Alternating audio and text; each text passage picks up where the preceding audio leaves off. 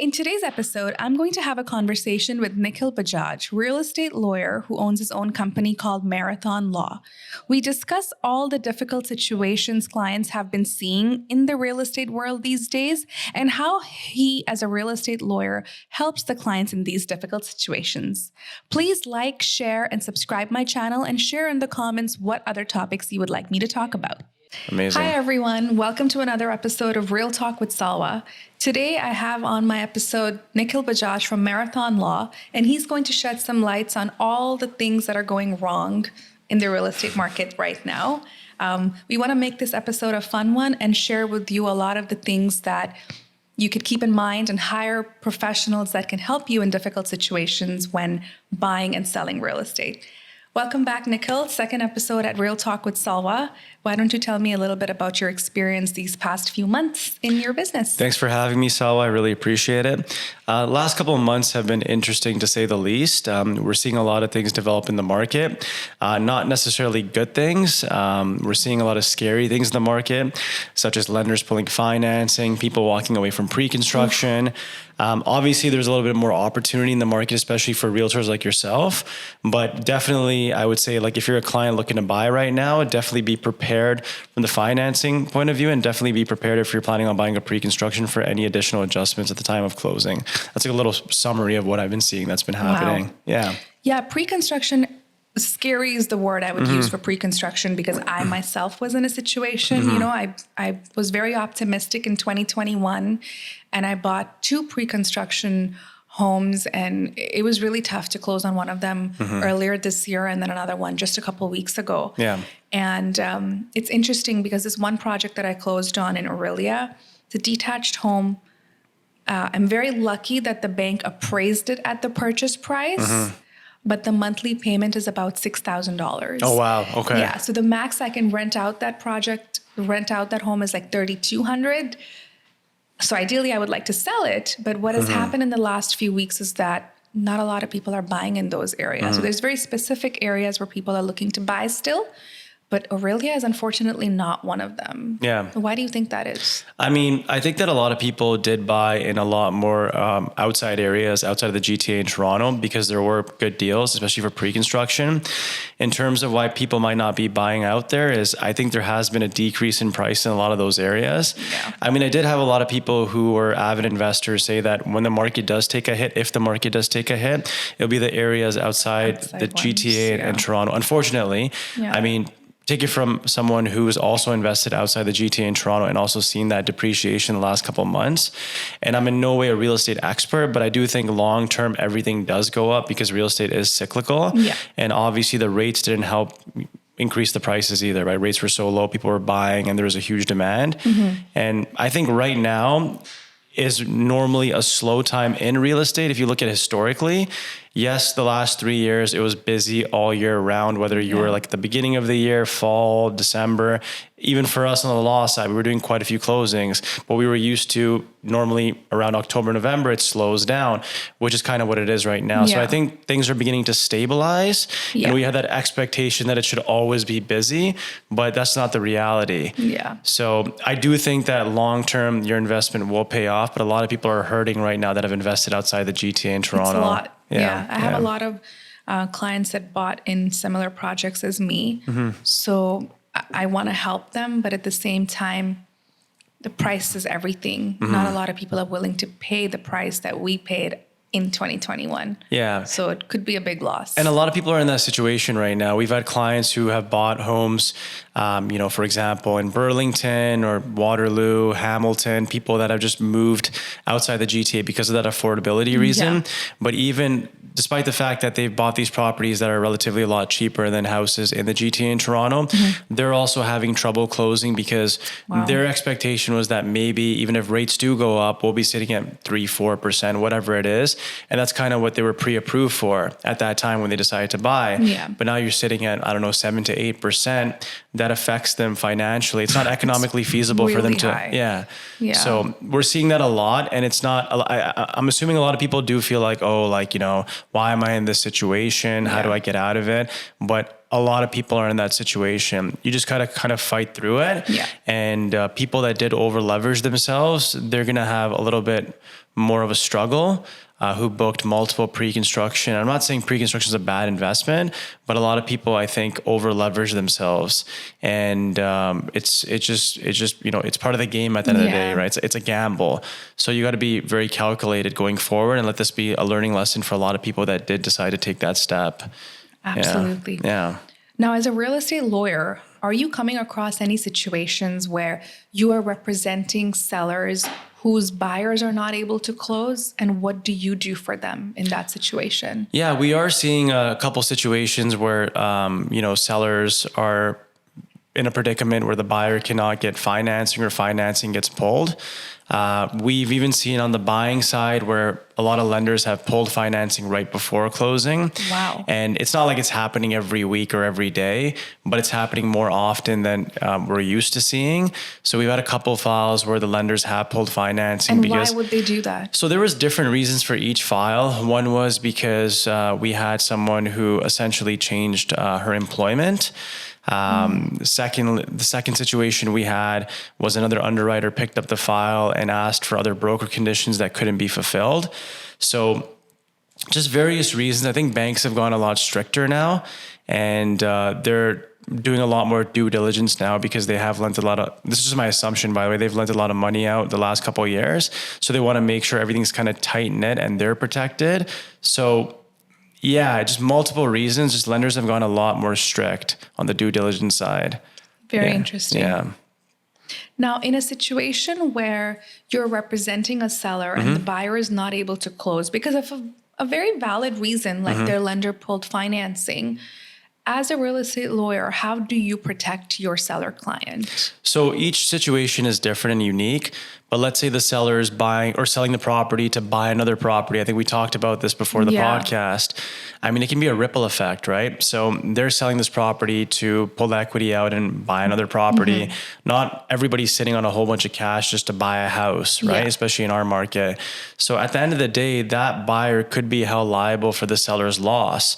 So let's say the seller can't buy this new house that they're closing on because of the fact that their buyer that's buying their property is backed out because of financing or cold feet, whatever it was. So they can be held liable for whatever loss that seller is going to suffer because they can't buy on their new property. Yeah. So it can become a huge lawsuit at the end of the day, which costs more time and money.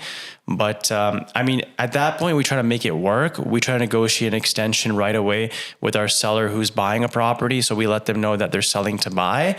Mind you, they have enough funds to combine with the sale of their property to buy. If they want proof of that, we'll provide it. Normally, they'll ask for extension costs. So that's something that we try to impose on the person who's buying our client's property, who is the seller. So it's just a lot of negotiating, going back and forth with parties on both sides and trying to make it work. Because if we just try to say, okay, you know what? You're going to walk away from this transaction because you can't sell your property to the buyer and you're going to have to sue all parties. You're probably going to get sued. That's not a solution. You're just scaring people at that point. That is pretty scary. For us, the first step we usually take is letting the seller know on the other side, like the house that our client's buying, and explain the situation to them and get an extension, whatever those terms on, pass it on to the other buyer. Who's actually responsible for this whole ripple effect. And then we might add in more legal costs because at the end of the day, there's our costs, our clients' out-of-pocket expenses for movers that they may have booked. Yeah. So there's also out-of-pocket expenses for our seller at that point. So we'll try to make them whole. Yeah, and try to extend it in a way that works for all parties. And is it their lawyer's responsibility at this point? Can the realtors do something at that point to negotiate these terms? Realtors could get involved. I know a lot of realtors like to leave it up to the lawyers, but it's a lot more adversarial when lawyers are involved. So we do say, you know, if you can get it done through the realtors via an amendment, then that's the best way to do it. Because normally, if you're representing the seller, you're probably representing them on the buy too, unless it's like a new build. So I think the best way to do it is to get realtors involved because it's more amicable, 100%. I agree. Yeah, no, I was recently in a situation where my clients had to sell and buy. Their closing was supposed to be on the same day, but unfortunately, due to a technicality, the buyers of their condo said, we can't close on this. We're still willing to work with you, but we just need an extension and some kind of an amendment. They wanted to remove the parking spot from the deal altogether. And it was very interesting because I couldn't have imagined the lawyers figuring it out without my involvement because, talk to the other people.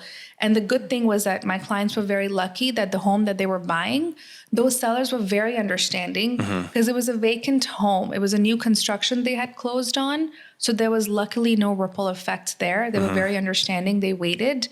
But I just found it very interesting that a lot of lawyers do bring up the litigation aspect right away.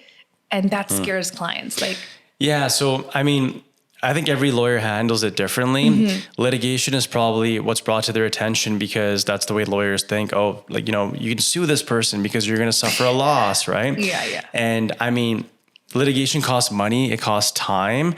It's very emotionally draining for all parties involved, mainly the clients. Yeah. So we've always told clients from the get-go that, listen, if there's a way to come to a compromise, it's probably better because you're doing a cost-benefit analysis at the end of the day. Is it worth your time, your money, your peace of mind to blow this transaction up and just sue each other? Or can you come to a solution which is going to benefit all parties financially and at the end of the day, emotionally, because there's a lot of emotion involved when you're buying a property and it doesn't go the way that you wanted it to. So we like to come up with solutions rather than all of a sudden just saying everyone sue each other, Yeah, no, interestingly in this matter, I knew for a fact that it was the buyer's party that failed to do their due diligence. Yeah. But as sure as I was, as sure as my broker was that this is not our fault, my clients would have suffered if we took the standpoint of, ego, you're wrong, you messed up. It would have cost my clients a lot of money if we went into that aspect. So I had to swallow my pride and come up with a solution. But, not a lot of people realize that in proving that you are right, there's going to be some people that are going to lose sleep, money. Yeah. And they were so excited to close on the home that they were buying. Their truck was all loaded up with their furniture. Their condo was emptied out. And on that day, they had to deal with this unfortunate news that the closing is not going to happen. Yeah. So as much as I wanted to, say to the opposing party, you guys fucked up. You guys had a status certificate.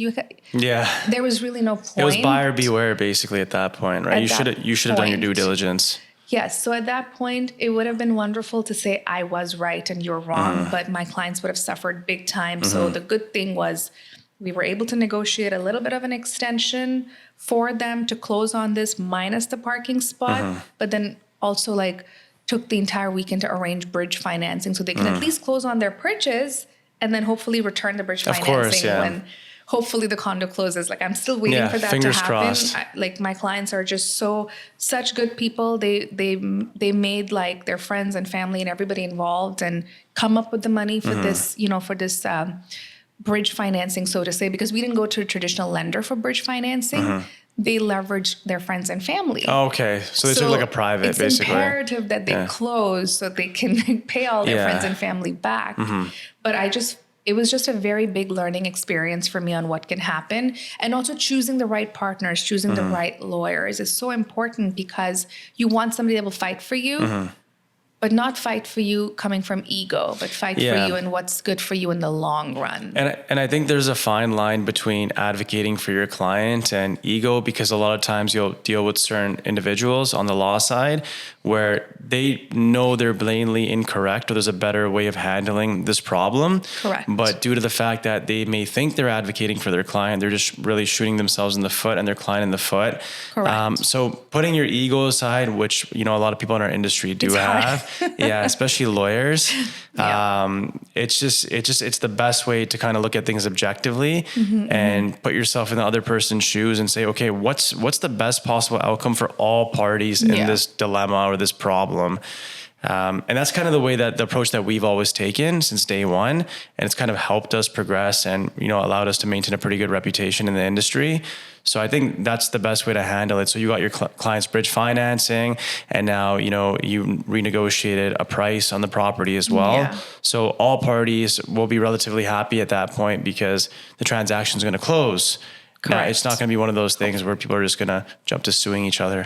Thank God. Hopefully not. Yeah. I hope so. Yeah. Because at this point, if their condo doesn't close, then we do have grounds for litigation. Yeah. But I'm just hoping it doesn't go that route because the time, money, the energy, the heartache, right? It's just not worth it. Yeah. I do have to figure out how to sell a parking spot just by itself now. Yeah. So that will be another learning experience for me that I'm looking forward to. Yeah. No, for sure. Tell me about a situation where you really had to, keep your ego in check and do what's best for your client recently. Man, there's so many different scenarios that come to mind, to be quite honest. But I would say when you're dealing with bigger parties like reputable builders, usually they have lawyers who are dealing with high volume transactions. And with high volume transactions, people tend to make little mistakes. Human error is natural. Yeah. I don't blame anybody for human error. Everybody makes mistakes.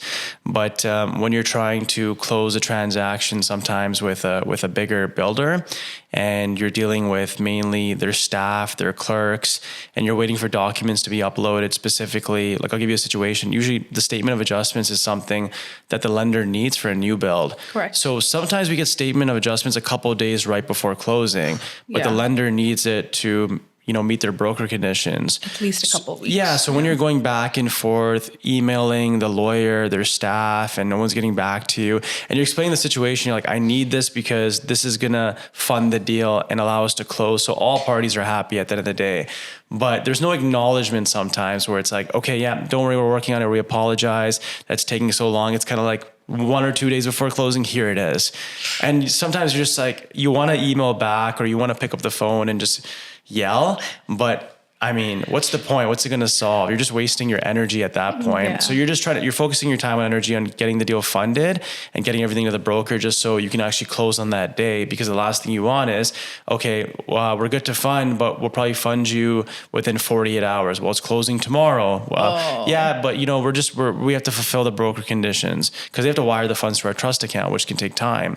Yeah. So putting our ego aside and focusing our time and energy on just kind of like coming up with a solution, tackling the problem head on, instead of trying to find someone to blame. That's kind of where we tend to put our ego away. Yeah. And at the beginning in law, it's always there, like you wear a chip on your shoulder, but then eventually over time, either it sticks with you or it just kind of, you just kind of get rid of it, which is what I've done. I'm like, there's no point. I'm just going to move forward, focus on what matters, which is protecting my client, their interest. And at the end of the day, everyone can sleep at night. So that's just what it's about. So are you working with a lot of clients that are closing on builder products right now or a lot of resale? Recently, it's been a mix of both. More problems with definitely builder closings because appraisals are coming back much lower, which I think we talked about last time. Yeah. So there's more challenges with pre-construction and new builds. Yeah. But we're seeing a mix of both resale and pre-con. But in terms of appraisals coming back lower, definitely on pre-construction, more so than resale as of right now. So scary. But some builders, from what I've been hearing, have been actually reducing their prices. I mean, I'm not going to name them and name them on the, but they've actually, no, but it's a good thing. Like they've actually been reducing their prices because appraisals did come back lower. They're notable builders. And I think that's great because they know they're still going to make money at the end of the day. Their margins are there, but they're not being greedy. They're like, okay, what's it going to cost me to, send a default letter to all these people, sue them potentially in court. Terrible. Or what we can do is we can just reduce the price and, everyone wins at the end of the day.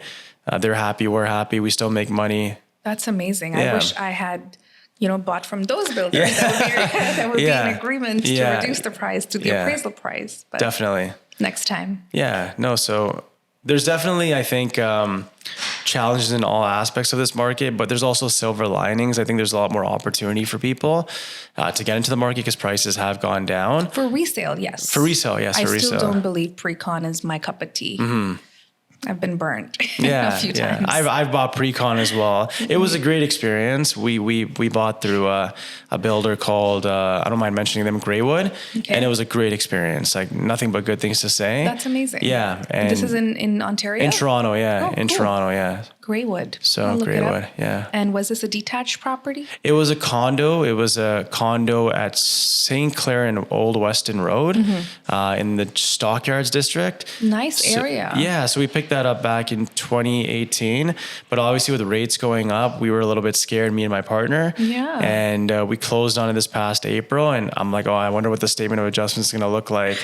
Me being a lawyer, I don't even remember Yeah. what the contract said. Like, because there's development charges and We stuff. capped those. We capped all developments. We had an Nice. assignment clause, but very fair adjustments. There was nothing out of the ordinary.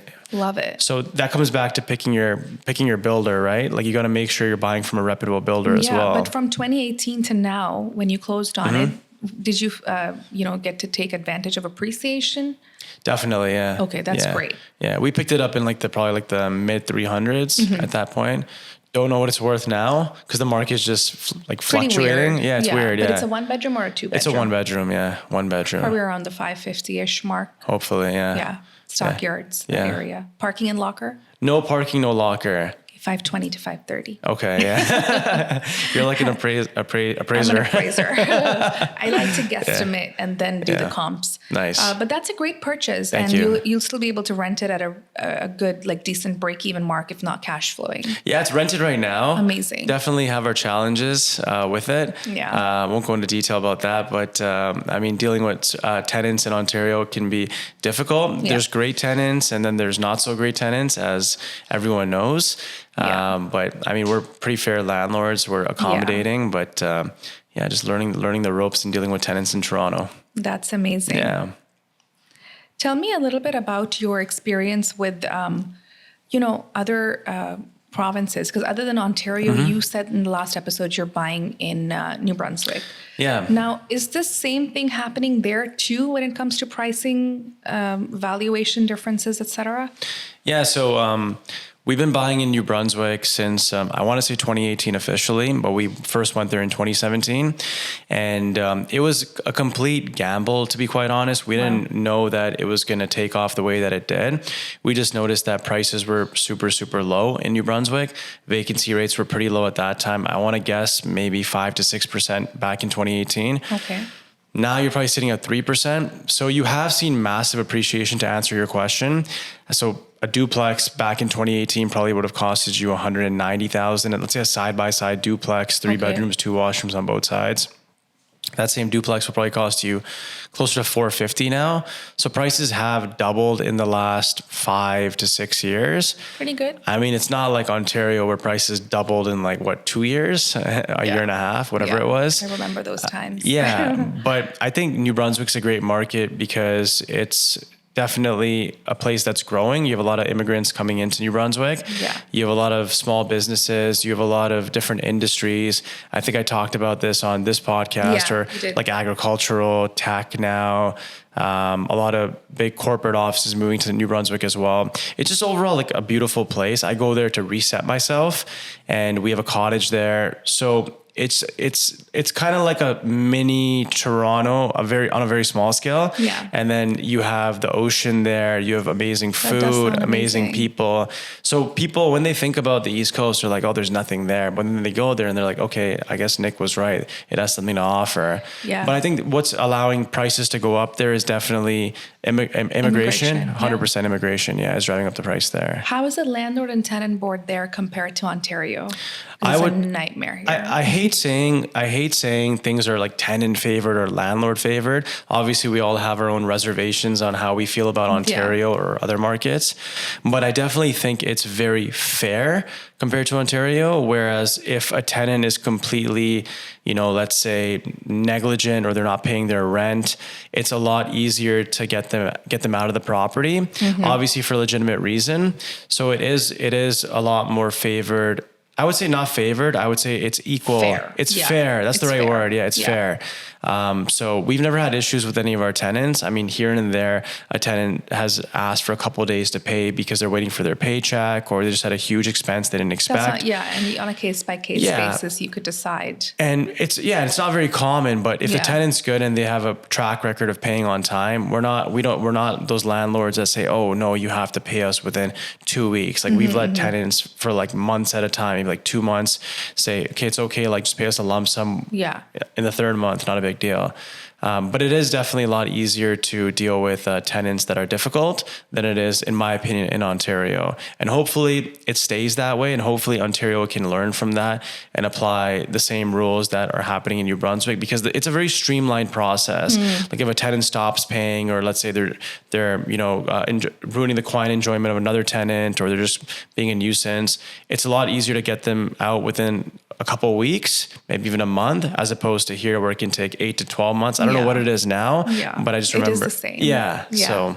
So do you help any of your clients that are in that situation where, you have investor clients that have difficulty with getting their tenants to pay or leave? Yeah, so we do help clients, especially investors that do close a lot of deals with us. Yeah. If they're dealing with an issue with a tenant, we don't get involved when it goes to like the landlord-tenant board. Yeah. We usually refer it off to a paralegal. Yeah. Paralegals are much more well-versed when it comes to landlord-tenant. Oh yeah, because that's all they do, right? Right. For us, we mainly focused on just kind of like the conveyancing and the transactions. But if there's like a letter that needs to be sent out, or they want us to get in touch with a tenant, we will do that. And I would say 75% of the time we're able to resolve it just at that stage, as opposed to them having to retain a paralegal, because that costs time and money. Yeah. So we do help clients with those tenant disputes as well. That's amazing. Yeah, it's exciting. So what is one thing that you would share with people that are looking to buy right now when it comes to, deciding what real estate lawyer to use? Because a lot of the clients that I'm working with these days are not really paying attention. Like somebody recommends a lawyer that they have used, or a mortgage broker recommends a lawyer that they have used, and that doesn't always end up being the best choice. So what are a couple of the things you would recommend buyers and sellers ask while deciding what real estate lawyer should represent them? Yeah, I would say that definitely do your research. I mean, you have Google, obviously. I'm not saying just rely on Google specifically, because a lot of the reviews that you see on Google might not even be real. But a lot of realtors like yourself, work with other lawyers. So I always tell realtors or mortgage brokers always refer 3 lawyers. And clients should definitely do their own research, but ask the lawyer questions, especially if you're a first-time home buyer. Yeah. What's the process like? What do I expect along the way? What are my costs? And I think that a lot of clients focus on cost. That's like their number one priority. How much is it going to cost me? Let me talk to these 3 lawyers. Okay, this guy's $800, this guy's $900, this guy's $1,500. So I'm going to rule out the $1,500 guy, and now I'm going to get this guy that's $800, $900 to kind of fight out for the best fee. Fees don't always dictate who's the best lawyer. Yeah. You get what you pay for at the end of the day. Some lawyers do take shortcuts, but we'll try to close it in the most efficient way where it's not going to cost too much out of pocket, because most of the times you're passing on those out of pocket expenses to your client. Yeah. So I would say definitely ask questions, know what to expect on the day of closing, know what to expect with your lender, because every lender is different. So if you have a lawyer who's dealt with TD, Equitable, like every single bank, the first question that you should be asking your lawyer, okay, have you dealt with Equitable? That's who I'm getting my mortgage by, hypothetically. Yes. What should I expect from Equitable? Okay, you know what? Broker conditions may not be fulfilled. We may need to do statutory declarations. Funding can take some time once broker conditions are fulfilled. And then solicitor has to request funds, which can take some time. And the funds might come late to our trust account, just as an example, right? Yeah. Whereas if someone says, hey, I'm with TD, MMS side from the bank, usually it's quick. I request funds and that's all you need to do. And you get the funds into your trust account. You close the deal. It's very smooth. So I would say definitely educate your client on the lender side. Yeah. That depending on what lender you use, it can definitely dictate how your closing goes in terms of timelines. Yeah. Definitely prepare them for the costs, like title insurance, land transfer tax, ministry costs. Correct. Because a lot of times lawyers will say, my cost is $800 plus disbursements. All right, my lawyer's charging me $800. But what about? But then when they see the actual statement on the day of closing. And you have a lot of clients who don't know what title insurance is or why they need to get it. Correct. I mean, every single bank requires title insurance at the end of the day. You can't close a transaction without it. Nope. But it also protects you at the same time. So I would definitely say ask your lawyer as many questions as possible, just so you're prepared for the whole process along the way. Yeah. If that makes sense. Yeah. So I'm going to put you on the spot. Sure. Say a client called you right now. I've recommended you as a lawyer to one of my clients, and they call you. They're probably going to ask you, why should I hire you and what are your prices? What do you say? I mean, so what I would say is I first ask them, are they first Say time? they're purchasing and selling same time, same day. I mean, to be quite honest, I wouldn't try to sell myself and say, hey, you should use me because of this. I would just tell them the honest truth, which is this is kind of how we operate. This is how long we've been in business. We don't our prices don't reflect our services necessarily. We're fair. We're not cheap. We're not expensive. We're the going market rate at the end of the day, but we do a superb job. We take no shortcuts. We make sure we advocate for our client. We have systems put in place where we can address any questions at any time. I mean, all the work that we do, it goes through a process from intake till closing. We have one individual at the office who does the whole intake process. We'll ask all the questions and then essentially send out an intro email based on that first initial intake. That initial email will ask for everything, whether it's home insurance, IDs, anything that's requested from the bank, assuming we got instructions right away. Sometimes we'll get instructions before the client's even retained us. Like the realtor, mortgage broker might say, this is the lawyer. We'll get instructions. So that intro email will have everything that we require from the lender. Sometimes people don't read emails, so we actually we do a follow-up phone call within 3 to 4 days, which asks them, have you gotten home insurance? Have you sent us your IDs? Have you looked at the broker conditions or solicitor conditions? So we make sure it comes to a point where on the day of closing, it's seamless. And we have clients that we sign and they literally ask us, what are the next steps? We're like, well, you're done. We sent out the intro email. You satisfied everything. We sent it to the lender. We've arranged title insurance. Your statement of accounts done. Your trust ledger's done. You transferred money. We signed you. You're done. So we make it seamless for clients. We don't try to sell them on the price. Yeah. We're like, this is our service.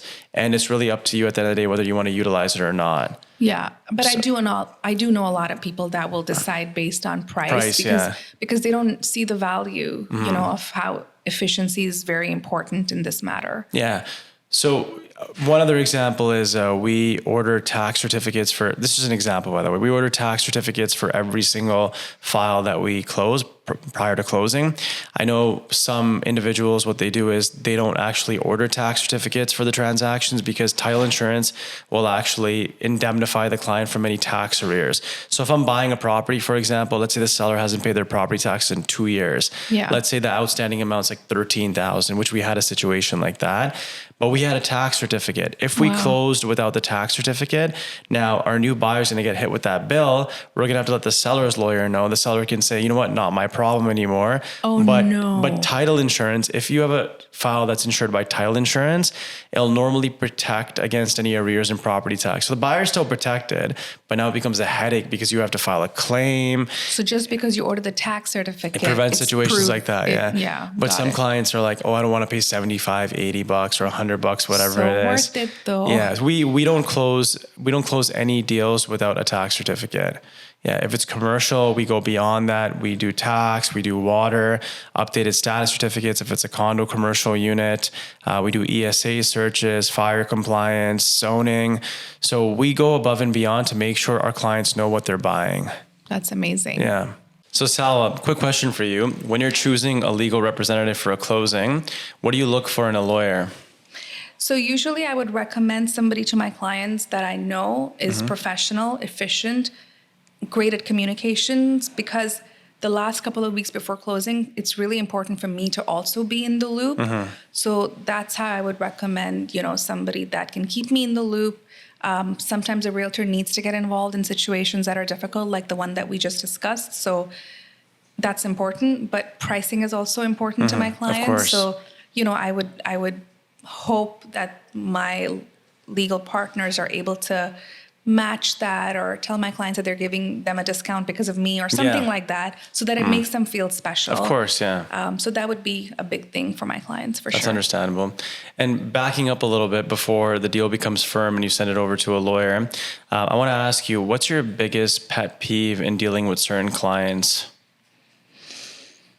So a lot of the times I work with people that are trying to save money at every step of the way. So the first question is, how much is the lawyer going to charge me? And I have to explain to them, well, they're going to charge you a fair market value because this work that they're doing is very important.